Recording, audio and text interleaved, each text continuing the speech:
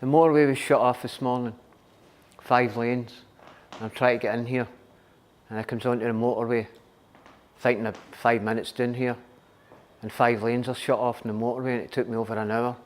It's because somebody tried to take their own life. Now, the amount of suicides that's going on now and self-harming with young people in this city is unbelievable. The amount of people who want to take their own life, people who are caught up with mental health, people who are caught up with addiction, offending behaviour, and it's all down to your thinking. Everything I talk about today comes through experience and what I understand. I don't talk through my ego or books that doesn't work. You've got to talk through there so you can connect with that out there. Thoughts, if you think about, like this morning, I'll share with you this morning coming onto the motorway and driving, it was all dead nice, and then I turns round the bend and I sees all these cars with all these red lights, for miles ahead of me. Now, automatically the thoughts come in. I'm going to be late. This isn't right. How's nobody fixing this? Panic, anxiety, stress, worry, just with seeing the red lights in front of me, and how quickly your thoughts can come in because of what you saw. Now, everything we react to in life is by sight and sound. You can react through touch and smell, but the biggest ones is sight, sound, and what you tell yourself in your own head. That's the 3 things we react to in life.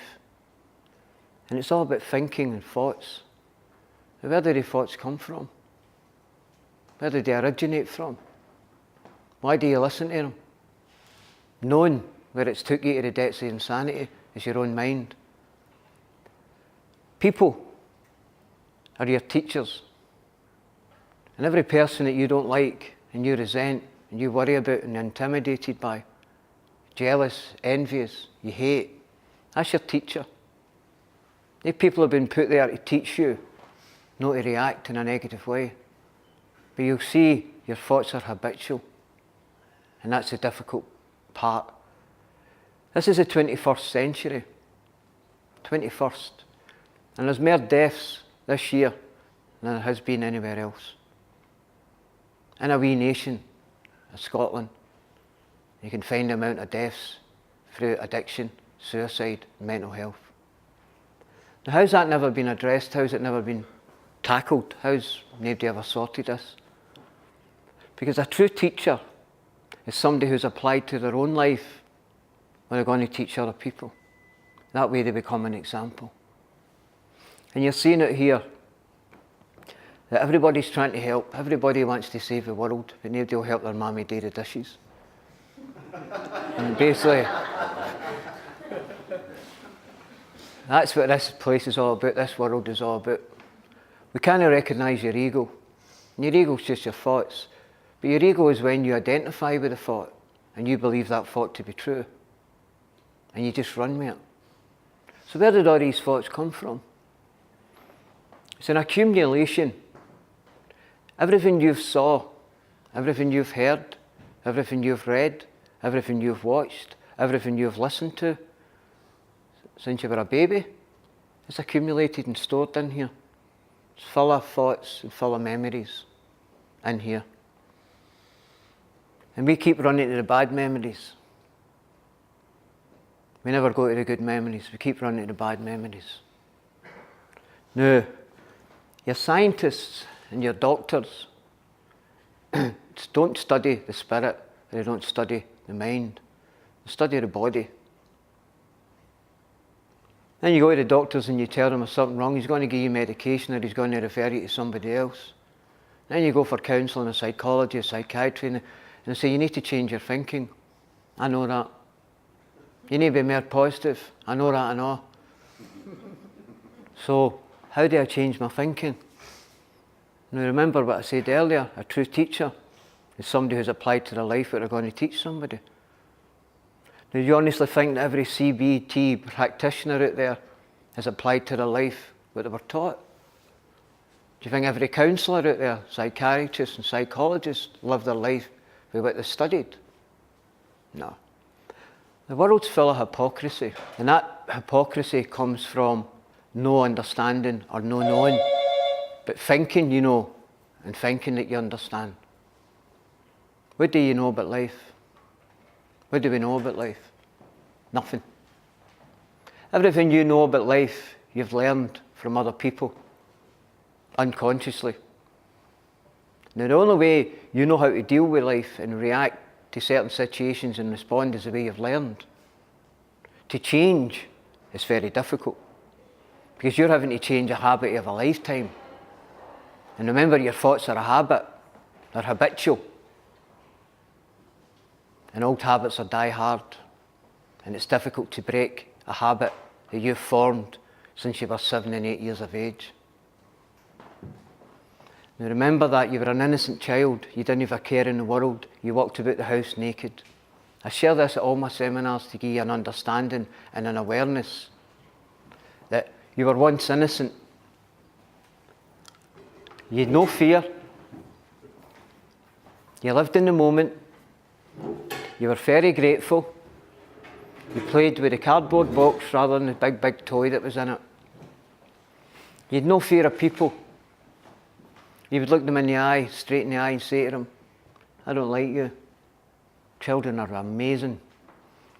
They just speak the truth, because they're born in the truth. And everybody in this room was born in the truth. You were born in the light, and you were born with love. How do you know that? Look at your children. Remember when they were born, when they were babies, and the light was shining right at them. How they always tell the truth. They never lie, because they don't know about lies yet.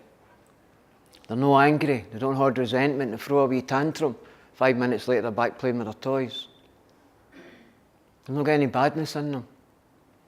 They're only children, babies. But everything that child sees and everything that child hears while sitting on its high chair, it copies unconsciously. It's learning without even knowing it's learning. And you're watching how mummy and daddy deal with feelings and emotions. You're watching your siblings and how they deal with their feelings and emotions. You're listening to your aunties and uncles. And you're watching and you're listening and you don't even know what you're learning. And you're learning when you get older, you're learning through your peers, your friends, at school, your work colleagues. You're learning through the internet, through books. And you've got all this knowledge stored in here. And it's worthless without action and understanding and awareness. You've got nothing. What do we know about life? If you're honest, you know nothing. You think you know everything. But why do we hurt? Because if we knew everything, we wouldn't be hurting. You see yourself getting 1 or 2 or 3 good days, and then the 4th or 5th day will be a negative one. And you'll just deal with it the way you deal with it. Then it'll come back to you a month later or 2 months later. Different person, different situation. And you'll deal with it the same way. We never practice change because we're caught in normality.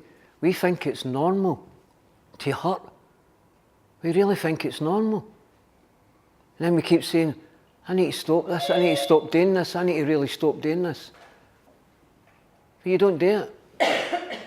Because you're stuck in here with these thoughts. And the thoughts are killing you. You're not your thoughts. You've learned to think the way you think. You've learned to behave the way you behave. And you've learned to react the way you react. Now, what do you react to? You react to what you tell yourself in your own head. You react to other people and what they say that you don't like. You walk away holding resentment, judging them, condemning them, forgetting every thought that you give out has got a consequence. That's your karma. Your thinking is your karma. And if you're thinking the same way every day, that's your karma every day. As you think, so shall you feel. So your thoughts are what causes sensations in your body. They don't come from anywhere else. They horrible sensations are caused by your thoughts. They good sensations are caused by your thoughts. So you look at the negative thoughts and how you've learned them. And you've learned these negative thoughts over a period of time. And it's very difficult to break this habit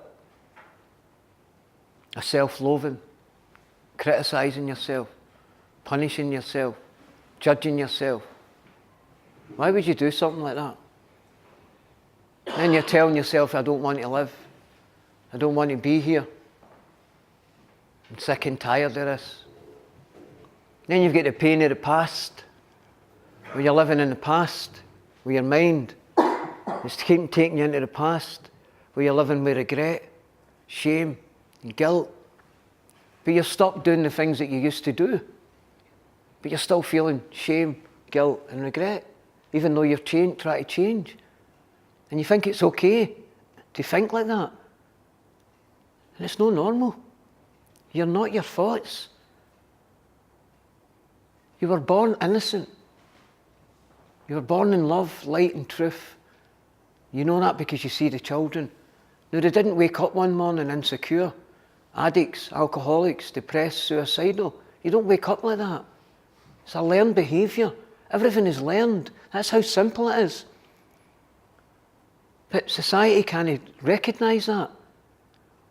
Because you've got to change yourself so that you can teach other people how you've done it and become an example. Talking out of books is not working.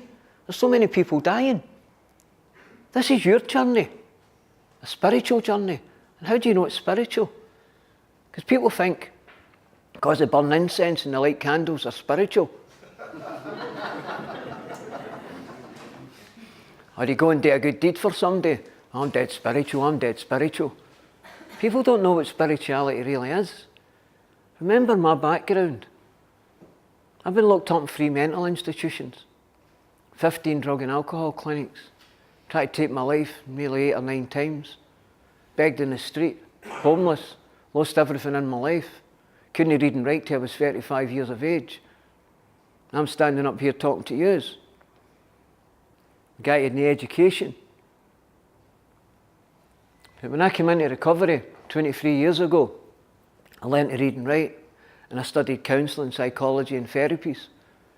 And I got qualified and accredited in it. I was a head case. They gave me all these qualifications, and I was a head case. I'm saying to the tutor, whoa, mate, I can't deal with my feelings and emotions. I don't know how to change them. Oh, you're qualified, you're accredited now, you've got your diploma.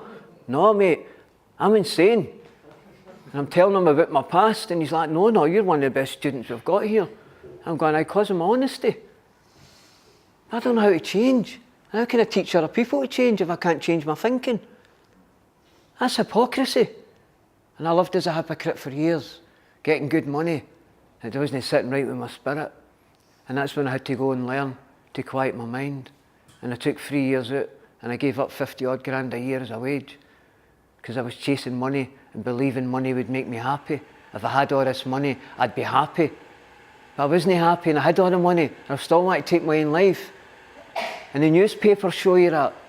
The television shows you, the media shows you all your film stars, rock stars, pop stars, worth millions and millions, chasing this wee picture of happiness that you painted at 5 when you were at nursery at school. You painted that first picture, mummy and daddy holding hands with the 2.4 children, the big house at the background.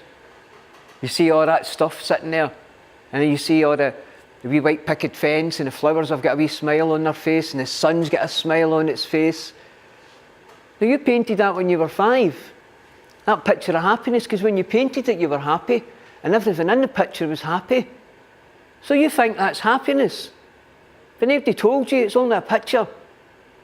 But you went through, every human being goes through their life unconsciously, chasing that picture, looking for the perfect partner, the perfect job, the perfect children, the nice house, the nice car, and money in the bank. That makes me happy. Not Disney. You all know that. Every one of you. You've saw it in the newspapers, you watch it on the TV, you see it doesn't work. You're chasing something outside to make you feel good inside.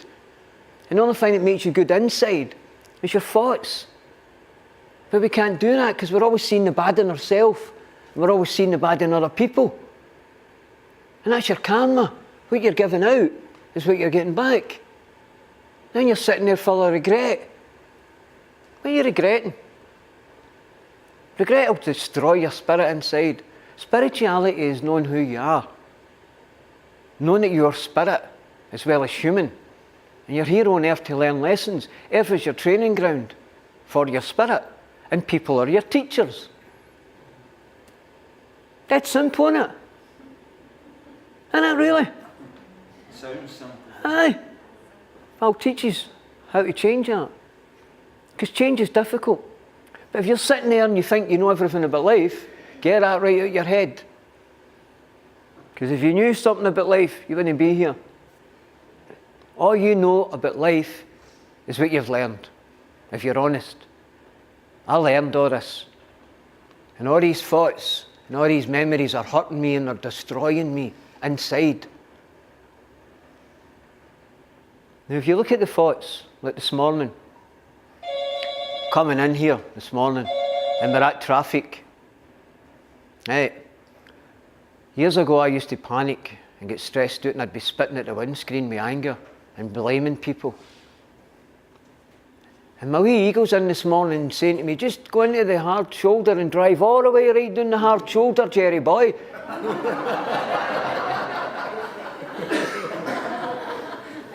Which I've done before. But that's a thought. Now if I ran with that thought, I'm caught in camera because I'm impatient. And I'm in a rush. And that's what causes accidents. And that's why there was roadblocks on the motorway this morning. Everybody's rushing. What are you rushing for? You're in a rush to die. Why do you rush? Why can't we be patient? Why can't we be tolerant? Why can't we accept the things we can't change? You can't change your past. But you keep living in there with your thoughts. And you keep getting in there and you keep getting in there and you keep revisiting the past. Past relationships. Who's struggling just now with a relationship problem?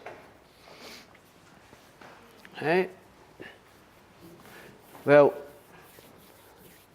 I know how difficult that is. I tried to take my own life coming out of a relationship when I was younger. And the thoughts were so powerful. You look at your relationship. If you built a relationship with yourself, but you want to get into another relationship, you've not built a relationship with yourself. We just wing it, don't we? We wing it in relationships, we wing it as parents, we wing it on earth. We're just going about hurting and hurting and hurting. Get into a relationship, doesn't work out, you're devastated. Why are you devastated? That wee picture you painted, is it not working out? Is the camera not focusing right? Are you not getting what you want, what you expected in life? Because expectations cause disappointment. Don't expect nothing and you won't get hurt. But no, the biggest one is the lies you tell yourself. Telling yourself lies, that you're a bad person, that you're not good enough. And because you're out of a relationship, that was you devastated. Why? Because you expected. Don't ever think that a soulmate's there for life. A soulmate's there for a reason, a season, or a lifetime. Soulmates are there to teach your soul a lesson. Spirituality is based on knowing that you are spirit, powerful beyond all means, and nothing can touch you. When you organise your thoughts and you learn that you're not your thoughts, you've learned it. Look at children, they live in the moment. They're full of serenity, full of gratitude, full of peace.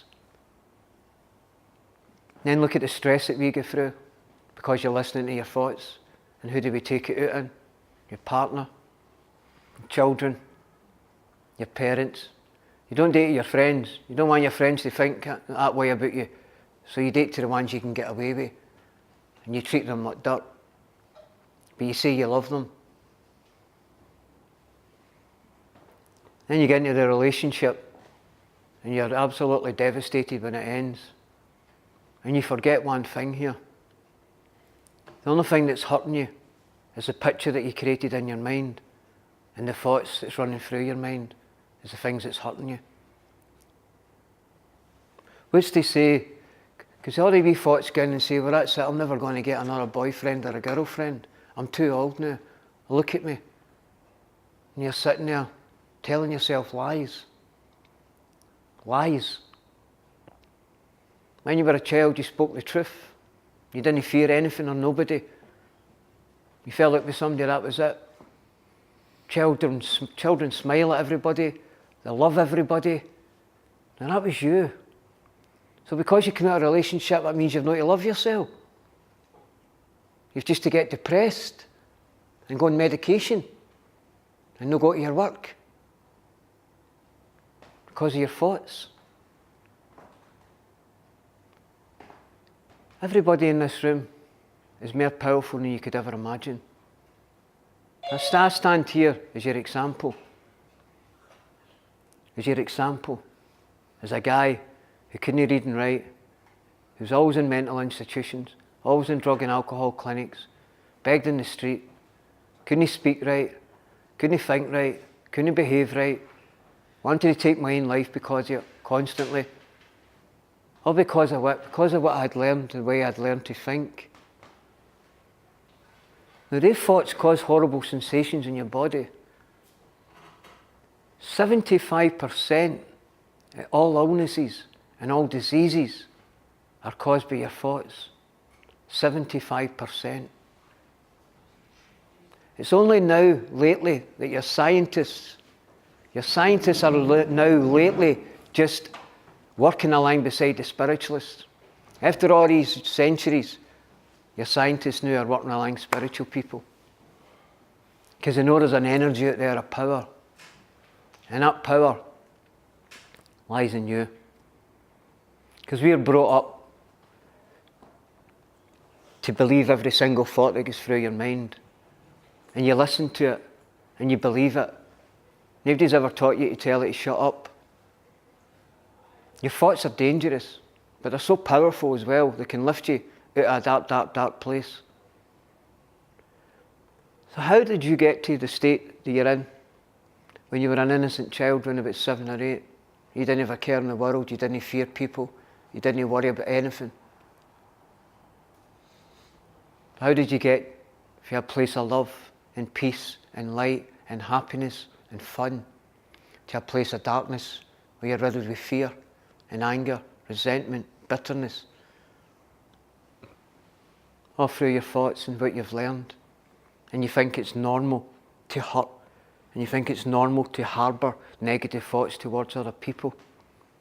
You won't forgive yourself because nobody taught you. And you won't forgive other people. You tell yourself you're a bad person, that you're no good enough.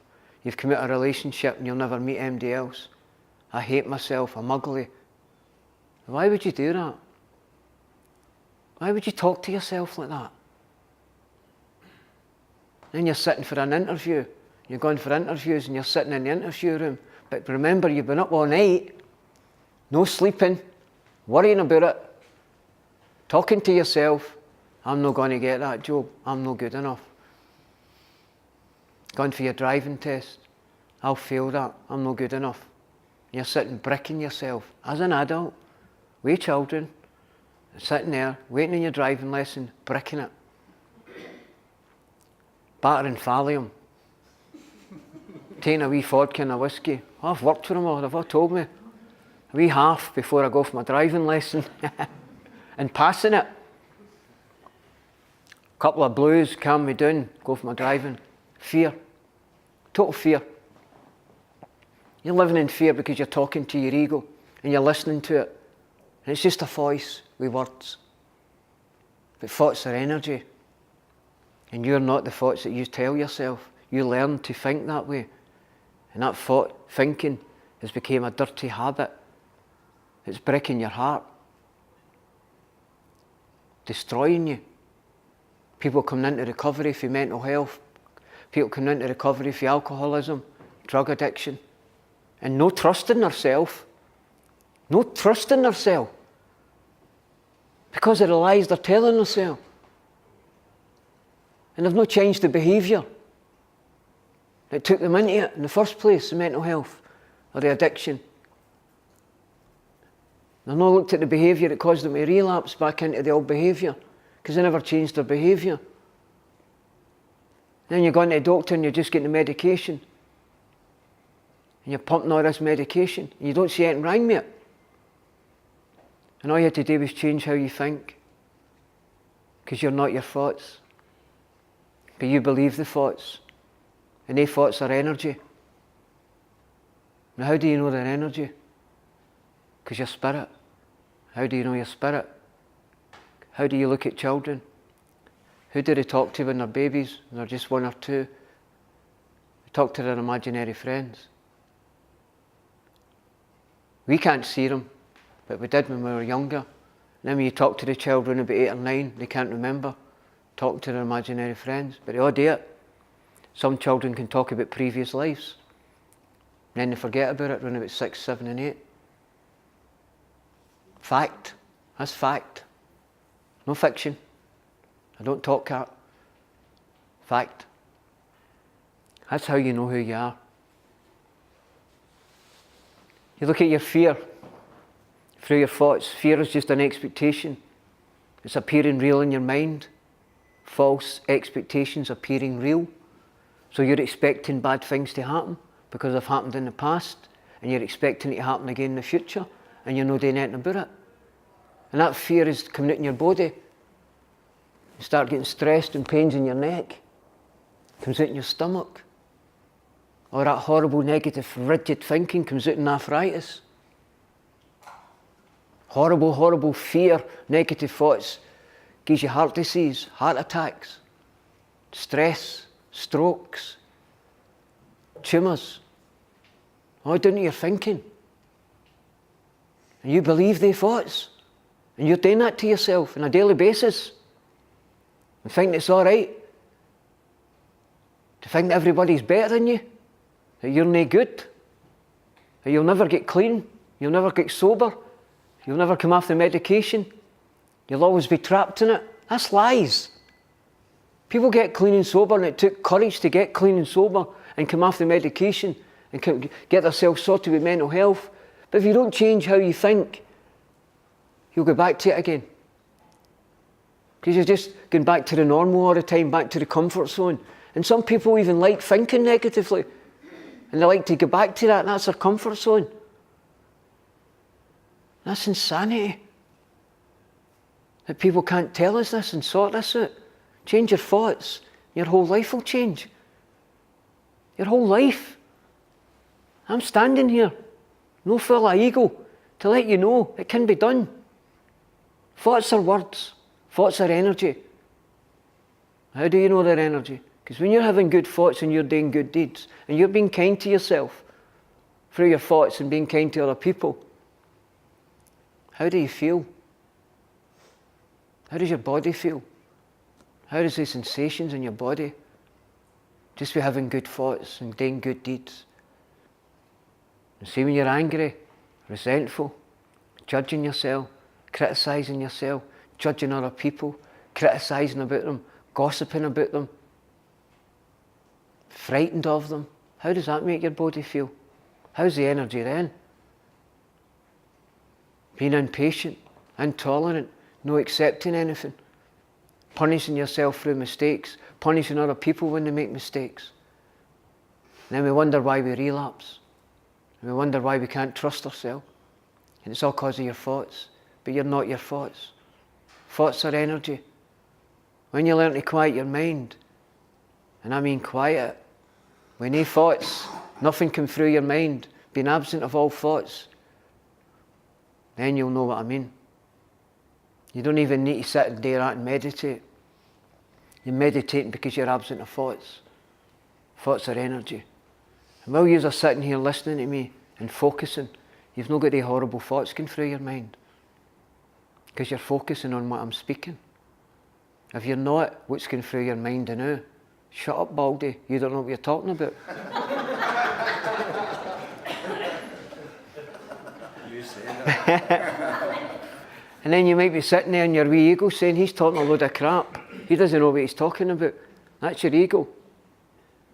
That's your ego. Come up here and stand and talk.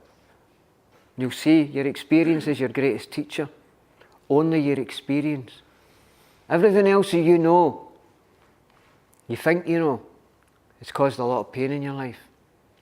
See, when you admit you know nothing, and I mean nothing about life, peace will enter. Peace will enter. Because we're all brought up differently. Different families, different upbringings, different backgrounds, different standards, different values, different morals, different ethics. And that's why we clash. That's why there's so much separation. That's why there's so much divorce. That's why there's so much anger and resentment and bitterness in the world. And that's why people relapse. They don't get rid of that bitterness.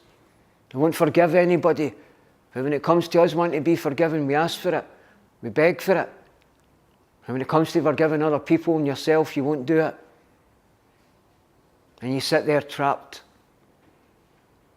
This is a journey, a spiritual journey. And it's about unlearning the things you learned as a child that you believe to be normal. And they thoughts that's hurting you, just thoughts. Nobody ever taught you to challenge them. Nobody ever taught you not to talk back to them, not to answer them back. Don't have a conversation with your mind. Remember, all the thoughts are all learned, accumulated in here. Everything is accumulated in here. And you just speak out of normality, out of habits. You think out of normality and out of habits. Who can look in the mirror in here and say to herself, I really love you? When you're in the morning, looking in the mirror, shaving or brushing your teeth, I really love you. Try it. See if you can't do it. And you need to get rid of that ego. Because the only thing that's keeping you trapped is yourself. All my talks are about awareness and understanding. And when you've got an awareness and an understanding, you can change it. Think what I'm saying. What's going through your mind right now when you're watching this, listening to this? What's going through your mind? Are you judging me? Are you condemning me? Are you criticising me? Do you think you can't do it? You think you can't change? Do you think you can't stay clean? You think you can't stay sober? You think you can't get well again? That's a lie. You can. Anything is possible when you challenge yourself, when you challenge the way you think, because you're not your thoughts. These are learned behaviours. How you've learned to talk to yourself, think about yourself, how you talk to other people, how you behave towards yourself, how you behave towards other people is learned. And the difficult part that society can't get is to unlearn it, because they've no unlearned it themselves. So how can they teach us if they've no unlearned it yourself? You have to go inside. Go within, or you go without. These are so powerful, it's unbelievable. But you believe the thoughts that's going through your mind. That you're a bad person. So what? You made mistakes. You made mistakes, you're going to make more mistakes. But why did they put rubbers at the end of pencils? You rub it out, don't you? You learn from it, and you start again. That's what life's about, but no us. We want to sit and punish yourself and condemn yourself, and then under a duvet cover first thing in the morning. First thing in the morning. Your eyes haven't opened yet, and that wee eagle's sitting there. My grand-God rest her always used to say, Gerry, prepare yourself in the morning, son, because that's your most difficult part of your day. She says, because the devil's sitting at your bed doing press-ups, waiting on you getting up. And that wee voice is in first thing in the morning. You've not even pulled the duvet or yet, or put your feet out of bed, and it's telling you, oh, I don't want to go there today. I can't be annoyed there today. Or so-and-so's going to be there. I hate that cow. I hate that big arsehole. I'm going to get the sack today. I shouldn't have done that. I shouldn't have done this. I shouldn't have done that. You're not even out your bed yet. And then it's, I'm just going to stay in my bed down. I'm going to phone in sick. Then you're on the phone. Lying. And you're an adult. You used to do that when you were at school or at work when you were 16. I'm sorry, I can't come in today. I've got the cold. Because you've been sitting listening to your own thoughts. They're causing you to lose your job, take away your confidence, strip you of your self-worth, Self-belief, self-esteem is out the window because you are not your thoughts, but you're listening to them and you believe them. They're only words, thoughts, but they're energy. And that's how you know they're energy, because they cause horrible feelings in your body. That fear, the fear of your boss, fear of being late, the fear of not being liked, the fear of not being loved, the fear of not being wanted, the fear of being judged, fear of not having any money, not having enough of it, the fear of dying, fear of getting old, worrying about your children. Every time they go out, you're worried sick. They're going to die, they're going to die. Where is your evidence? Where is your evidence? And then they walk in the door an hour later. Oh, thank God for that. But you're doing it every time they go out. Can you not see? It's your thoughts.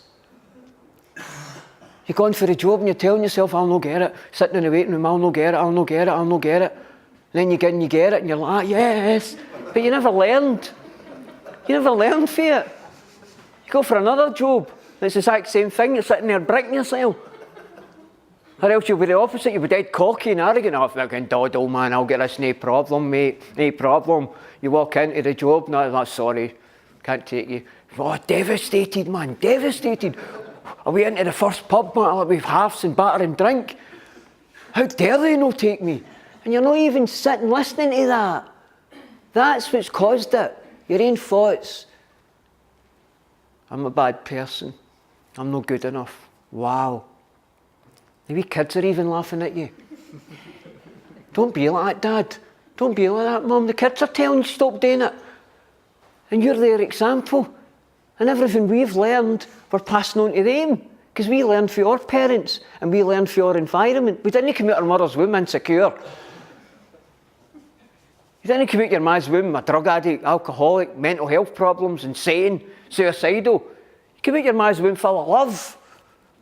Played with everything, loved everything, so happy. Poof, teenager, you're like, oh, fucking worrying about the size of your penis, worrying about your breasts. Fucking terrified, man. Frightened to get into showers. Pressure, get in and steal. Okay, then I'll steal. And you're away in shoplifting and you don't want to do it. And you wonder where all that pressure came from. Because Mummy and Daddy never taught us how to deal with feelings and emotion or pressure. Because nobody taught them. So we just give out our whole life pleasing everybody, full of pressure. Sitting in the house depressed, staying in every night, batting comfort zones, packets and packets of biscuits, man, boxes of crisps, sitting there at night, all these packets all around about you, and no thinking anything near it. And then blaming everybody else, the blame game. It's your fault. If she wouldn't have done that, I wouldn't be like this. She wouldn't have said that, I wouldn't have done this. It's all blame. I live in a blaming culture. Dead easy to blame than it is to take responsibility. And this whole thing is all about personal responsibility for one's own life. You just get one shot at this. One shot. And I'll tell you now, you've not got long to go.